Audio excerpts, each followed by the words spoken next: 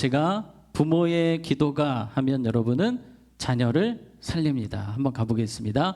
부모의 기도가 자녀를 살립니다. 부모의 기도가 자녀를 살립니다. 아멘. 네, 우리 하나님의 역사하심을 체험하는 이번 3주간의 기도회 되시기를 바랍니다. 자, 오늘 우리가 읽었던 말씀 너무나도 유명한 말씀이죠. 우리 다시 한 번만 더 읽어보겠습니다. 시작. 노엽게 하지 말지 낙심할까 함이라. 아멘. 너희 자녀를 어떻게 하지 말라고요? 노엽게 하지 말라고 하십니다. 조금 아쉬워요. 이 이야기를 부모님들이 좀 대했으면 좋겠는데 우리는 자녀들 때문에 열불이 날 때가 좀 있잖아요. 자녀들이 좀 화가 나게 하는 일이 많은데 오늘 성경은 자녀들을 노하게 하지 말아라. 자녀들 화나게 하지 마라. 자녀들 상처 주지 마라. 자녀들 마음을 어렵게 하지 말아라. 주님이 말씀하십니다. 왜 부모에게만 이것을 적용하시는 것일까요? 우리 다시 한 번 더 보시면 뒷부분에 이런 표현이 있습니다. 낙심할까 함이라. 누구 때문에 낙심합니까? 부모 때문에 낙심한다는 거예요. 부모들은 자녀 때문에 열불이 나도 이 상처까지는 가지 않는데 부모가 자녀를 화나게 해서 상처를 줘서 낙심하게 해서 자녀의 삶을 삐뚤어지게, 자녀의 삶을 아주 힘들게 할 수 있다는 겁니다. 그만큼 강한 영향력이 누구에게 있다는 겁니까?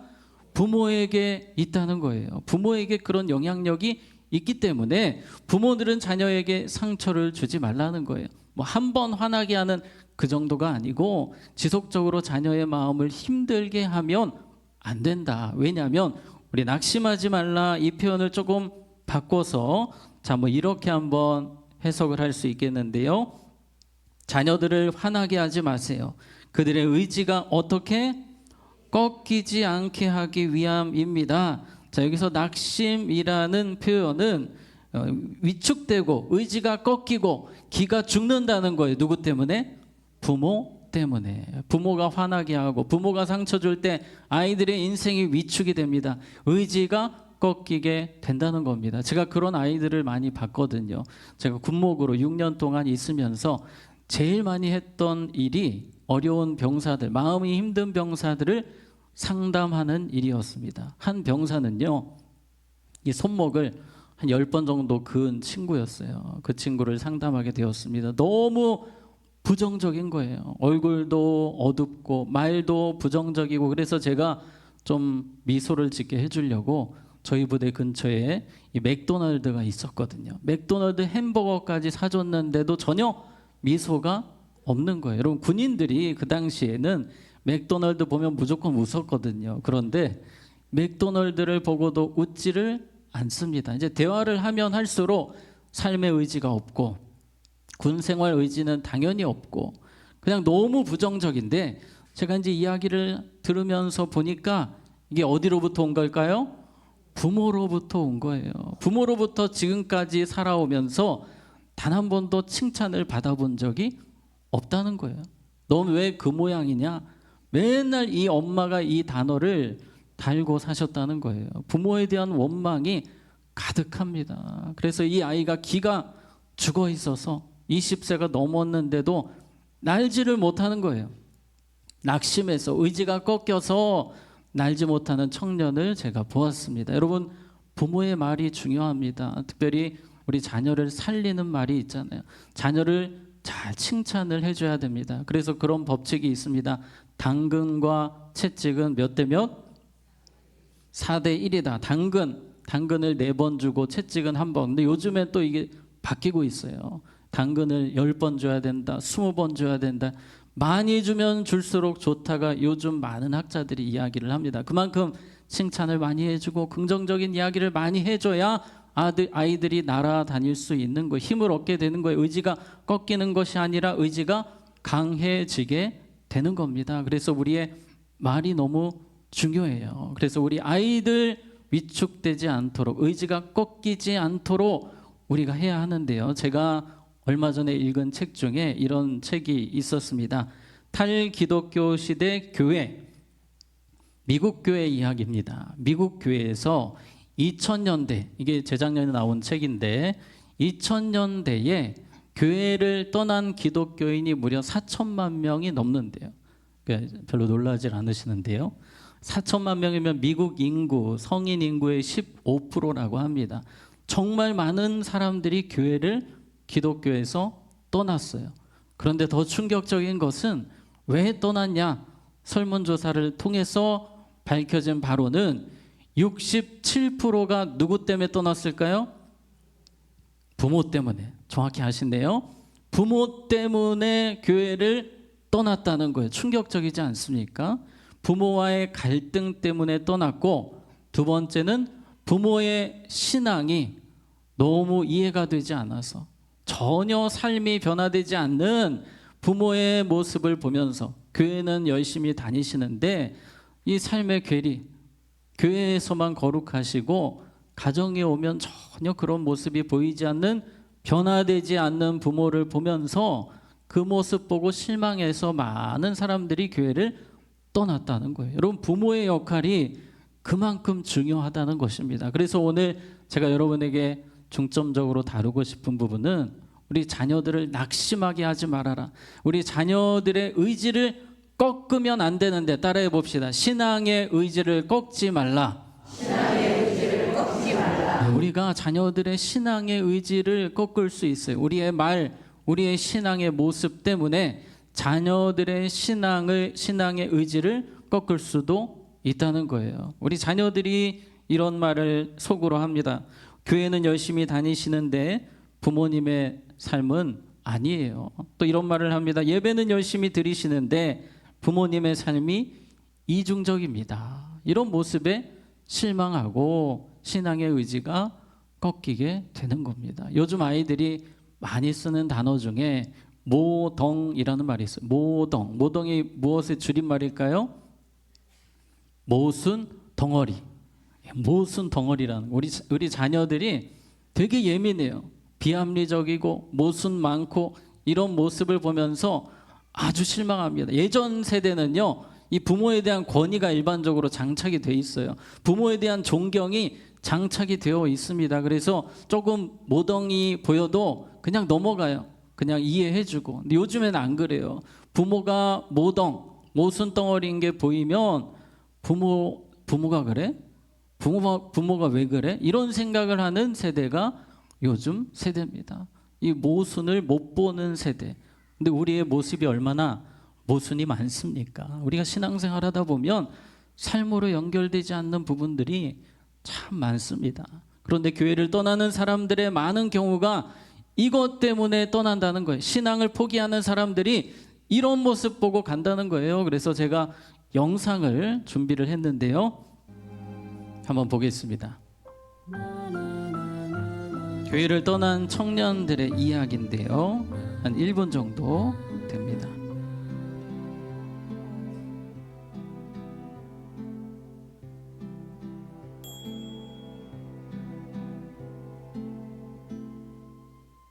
겉으로는 하나님을 믿는다 하면서 입에는 거친 말들이 오가고 전혀 하나님을 모르는 사람처럼 행동하면서 입으로는 교회를 다닌다고 떠들어댑니다.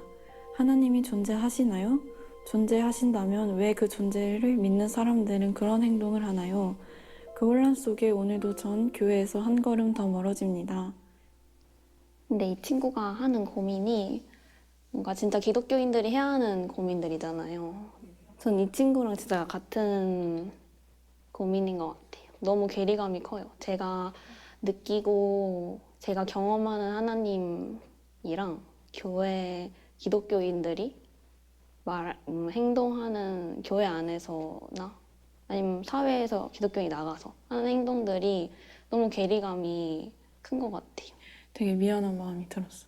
네, 여기까지 보겠습니다. 여러분, 슬픈 이야기죠. 교회를 떠나는 청년들이 기독교인들의 그 이중적인 모습 때문에 하나님이 존재하는 것을 믿는데 왜 그런 말을 하고 그런 행동을 하느냐, 거기서 그렇게 실망을 한다는 것입니다. 그래서 우리가 정말 특별히 자녀들 앞에서 신앙생활을 잘 하셔야 됩니다. 예수님을 보여주는 모습, 예수님을 거울, 예수님의 사랑을 거울처럼 우리가 자녀들에게 보여주는 존재로 가정에 우리를 세우셨는데 예수님의 모습은 하나도 안 나와요. 예수님의 사랑이 조금도 보이지가 않는 거예요. 여러분, 우리 정말 기도해야 될 줄 믿습니다.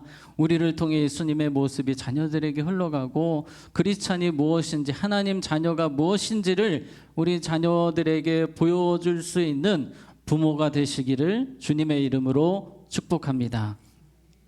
여러분, 제가 이 네이버 지식인에서 이런 글을 보았습니다. 부모의 종교로부터의 해방. 이게 어디 말하는 걸까요? 종교가? 교회를 말하는 거예요. 제가 이렇게 쭉 읽어보니까 교회 다니는 친구인데 좀 표현이 좀 안타깝죠. 예수님을 아직 못 만났으니까 이런 표현을 하겠죠. 부모의 종교, 지금은 부모의 지원을 받아야 되기 때문에 교회를 다녀주고 있기는 한데, 이런 표현을 쓰는 거예요. 그런데 여러분, 제가 교회 가기 싫은데 어떡할까요? 했더니 다들 댓글을 달아주는 거예요. 그 이상한 종교에서 나오세요. 이런 댓글밖에 없어요. 여러분, 너무 안타깝지 않습니까? 부모님이 믿는 하나님 나도 믿고 싶습니다가 아니고 부모의 종교 내가 믿어야 됩니까? 너무 슬픈 이야기 아닙니까, 여러분? 우리가 자녀들에게 예수 믿는 것이 얼마나 행복한 것인지, 예수님의 모습을 보여주는 삶이 얼마나 귀한 것인지 여러분 삶에서 계속 그러한 모습으로 살아가실 수 있기를 주님의 이름으로 축복합니다. 여러분, 다윗 그렇게 믿음이 좋은 사람이었는데 다윗이야말로 어느 순간 신앙의 모덩이 됩니다. 신앙의 모순덩어리가 되는 거예요. 밧세바와 불륜에 빠지면서부터. 그때 어린 자녀가 압살롬이었어요. 압살롬이 아버지의 이중적인 신앙을 다 봤습니다. 그렇게 신앙이 좋다고 하는데 뒤에서 바람피고, 그리고 그 여인을 차지하기 위해서 그 남편을 간접 살인하는 그 아버지의 모습을, 그 모덩을 보았어요. 그대로 가는 겁니다. 이 아버지가 그 밧세바의 아내를 죽인 것처럼 이 압살롬도 살인을 저지릅니다. 암논을 죽이죠. 자신의 여동생을 범한 암논을 죽여버려요. 아버지를 그대로 따라갑니다. 그리고 3년 동안 다윗이 잘못을 하죠. 모덩이에 역시 하나님의 사랑을 압살롬에게 보여주어야 하는데 보여주지 못했습니다. 아들을 그냥 내팽겨쳐버리고 그냥 무심하게 있다가 거기서 압살롬이 큰 상처를 받습니다. 분노를 갖게 되는 거예요. 신앙에 대한 의지, 삶에 대한 의지가 꺾이는 거예요. 그리고 아버지를 그때부터 공격하기 시작하는 겁니다. 여러분, 신앙의 모덩 정말 위험해요. 우리가 그렇게 사실 살고 있지만 더 변화되어야 됩니다. 예수님 닮아가도록 힘써야 합니다. 우리를 통해 예수님 사랑이 흘러가야 합니다. 제가 보여드렸던 이 짧은 영상, 제가 쭉 보니까 교회를 떠난 사람들 주제가 거의 비슷합니다. 사랑이 없어서, 교회에서 사랑이 없어서, 믿는다고 하는데 사랑이 없어서, 믿는 부모님이 너무 사랑이 없어서 그렇게 떠나간 우리 청년들이 아주 많다라는 그런 영상이었습니다. 여러분, 이 말씀 우리 다시 한 번 더 골로새서 3장 21절을 다시 한 번 더 읽겠습니다. 시작. 아비들아 너희 자녀를 노엽게 하지 말지니 낙심할까 하노라. 아멘. 우리 자녀들이 노엽게 되는 경우 신앙의 괴리, 이것도 있지만 또 한 가지가 또 있어요. 우리 자녀들을 공감해 주지 못할 때 자녀들이 상처를 받습니다. 자녀들의 마음이 꺾이는 거예요. 부모들이 잘 공감해 줄 때 자녀들이 힘이 나는 겁니다. 살맛이 나는 거예요. 저 군대 이야기를 다시 한 번 더 드리면, 저는 군목으로 있는 동안 3개월에 한 번씩 이 비전 캠프라는 것을 했어요. 이게 무슨 캠프냐면 이 병사들 중에 마음이 힘든 병사들 한 10대 명을 모아가지고 3박 4일 동안 제가 이제 프로그램을 하면서 캠프를 하는 거예요. 비전도 심어주고 기도도 해주고, 그 당시 군목들이 그걸 다 했거든요. 그래서 기억에 나는 사건들이 있는데, 제가 검사를 이제 심리 검사 이런 걸 하거든요. 그래서 가장 마음이 어려울 때 생각나는 사람 적어보세요. 그런 질문이 있었어요. 그런데 이 마음이 힘든 친구들의 대부분은 엄마 아빠를 안 적어요. 엄마 아빠를 안 적고 그냥 친구 이름 하나 정도. 여러분 너무 슬픈 이야기 아닙니까? 엄마가 생각나야 되는 건데 아빠가 생각이 나야 되는데 가장 힘들 때 어려울 때 부모가 생각이 안 난다는 거예요. 근데 다 공통점이 비슷해요. 상담을 해보면 부모가 공감을 되게 안 해준 거예요. 부모가 그렇게 마음을 알아주지 않고 양육을 한 자녀들의 모습을 보면 가장 힘들 때 부모가 생각이 나지 않는다는 겁니다. 우리 이 땅에 있는 동안 우리 자녀들의 마음을 잘 공감해주고 이해해주고 헤아려주는 부모가 되어야 할 것입니다. 그래서 이러한 것들을 보통 감정 코칭이다라고 이야기를 합니다. 양육할 때에 자녀를 공감하는 기술, 감정 코칭이라고 이야기를 하는데요. 제가 오늘 감정 코칭 강의를 하는 것은 아니지만 그냥 참고적으로 여러분들 맛보기식으로 한번 보여드리고 마치려고 하는데요. 자, 우리 한번 자, 이 상황을 보여주는 겁니다. 어린 아이가 동생을 때리고 와서 이렇게 말합니다. 동생이 우리 집에서 없어졌으면 좋겠어요 라고 말을 했을 때 공감을 잘하고 감정 코칭을 잘하는 부모는 어떻게 말할까요? 네, 이것저것 하시는데 이제 반대되는 거 보여드릴게요. 이렇게 하면 안 된다. 네가 진짜 미쳤구나. 하나님이 너에게 큰 벌을 내리실 거야. 그러면 너 천벌 받아. 아주 못된 것만 배워가지고. 공감이라고는 하나도 없죠. 그냥 정죄밖에 없어요. 자, 여기서 감정 코칭은 무엇이냐? 네가 그 정도로 화가 났구나. 공감을 해주는 거예요. 네, 보통 거울 요법이라고 하는데 여기다 그걸 넣어도 돼요. 동생이 없어졌으면 좋을 정도로 화가 났구나. 거기 아이가 했던 말을 붙여주면서 해주면 좋다고 합니다. 얼마나 힘들면 그런 이야기를 하겠니? 아이의 마음을 공감해 주는 거예요. 공감해 주는 부분을 하고 그리고 마무리는 행동의 한계를 정해주는 거예요. 동생을 때리는 것보다는 다른 방법을 찾아보자. 마음이 안 좋으면 엄마한테 와서 이야기를 하고 아빠한테 와서 이야기를 하고 이런 식으로 처음에는 무조건 뭐를 합니까? 처음에는 공감을 해주는 거예요. 정말 네가 그렇게 힘들었구나. 얼마나 힘들면 그런 이야기를 하겠니? 근데 많은 경우 막 그냥 정죄부터 하는데 공감을 해줘야 된다. 그래서 옆에 분에게 한번 이렇게 이야기를 해봅시다. 우리 옆에 계신 분 그 정도로 마음이 좀 반말이잖아요. 아프셨군요. 그 정도로 마음이 아프셨군요. 정말 많이 힘드셨겠네요. 정말 많이 힘드셨겠네요. 이게 기본적으로 여러분 장착이 좀 되셔야 돼요. 자녀들이 좀 힘들어할 때 네가 뭐가 그렇게 힘들어? 네가 그냥 무조건 막 뭐라고 하지 마시고 일단 공감. 이게 감정 코칭이에요. 아이들의 마음을 읽어주고 아이들의 마음을 같이 이해해주는 이러한 표현들. 그래서 꼭 이런 감정 코칭 어렵지 않습니다. 자녀들의 그 말을 그대로 읽어주면 돼요. 읽어주면서 같이 아파해주면 되시는데 이 모습을 누가 보여주셨나요? 예수님이 이 땅에서 보여주셨습니다. 예수님이 이 나사로의 장례식장에 가셔서 눈물을 흘리시더라. 예수님께서 눈물을 흘리시면서 공감해 주셨어요. 자, 로마서 12장 15절 같이 읽겠습니다. 시작. 즐거워하는 자들과 함께 즐거워하고 우는 자들과 함께 우라. 아멘. 여러분 공감이 중요합니다. 이것은 우리 자녀와의 관계뿐만 아니라 옆에 계신 성도님들 또 배우자와 또 이웃들과의 관계에서도 너무 중요합니다. 하나님은 우리를 예수님처럼 뭐하는 사람들로? 공감하는 사람들로 이 땅에 세워 주셨어요. 아파하는 사람들과 함께 아파하고 또 웃는 사람들과 함께 웃어주는 이 공감의 모습이 이 땅에서 우리에게 주어진 중요한 사명이라는 사실을 기억하시고 특히 자녀를 키우시면서 감정 코칭을 많이 해주시고 또 우리 손자 손녀 키우실 때에도 감정 코칭을 잘 해주시면 아이들의 마음이 단단해지는 거예요. 이 아이들이 기가 죽지 않습니다. 힘이 나는 겁니다. 그렇게 우리 아이들을 키우시는 우리 부모님들, 우리 할머니, 할아버지 되시기를 주님의 이름으로 축복합니다. 자, 말씀을 정리하겠습니다. 여러분 오늘 두려운 말씀이에요. 사실은 우리가 변화되어야 합니다.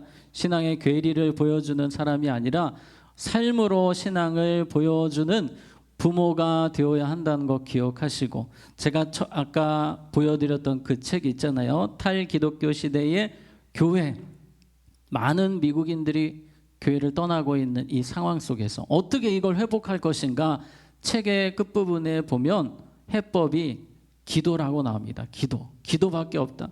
지금 우리가 물론 변화되어야 됩니다. 자녀들에게 감정 코칭도 해야 되고, 자녀들을 사랑해야 되고, 크리스찬이 어떤 사람인지 보여줘야 되는데, 그것과 함께 기도로 나아가야 된다는 거예요. 하나님이 역사하셔야만 자녀들이 변화된다는 것입니다. 떠나간 자녀들이 다시 신앙으로 돌아오게 된다는 거예요. 여러분, 기도는 절대로 사라지지 않습니다. 기도는 단 한 번도 헛된 적이 없습니다. 자녀를 위해 기도하는 일을 멈추지 마시고, 오늘 우리가 살펴봤던 것들, 특별히 자녀의 의지를, 자녀의 신앙의 의지를 꺾지 않고 자녀의 길을 살려주고 자녀의 신앙을 더 세워주는 여러분이 되시기를 주님의 이름으로 축복합니다. 제가 잠시 기도하겠습니다. 하나님, 우리의 모습을 볼 때 모순이 많습니다. 주님을 섬긴다 하지만 그 모습이 가정에서 이웃들에게 흘러가지 않는 부끄러운 모습, 이중적인 모습을 보게 됩니다. 하나님, 이러한 모습 때문에 자녀들이 실망하지 않도록 우리 자녀들의 마음 붙들어 주시고, 특별히 우리가 더 변화되게 하여 주시옵소서. 우리가 예수 닮게 하여 주시옵소서. 주님의 사랑을 흘려보내고 자녀를 더욱더 품어주고 공감해주고 이해해줄 수 있는 마음이 넓은 우리 부모님들, 또 우리 할아버지 할머니들 되게 하여 주시옵소서. 예수님 이름으로 기도하옵나이다. 아멘.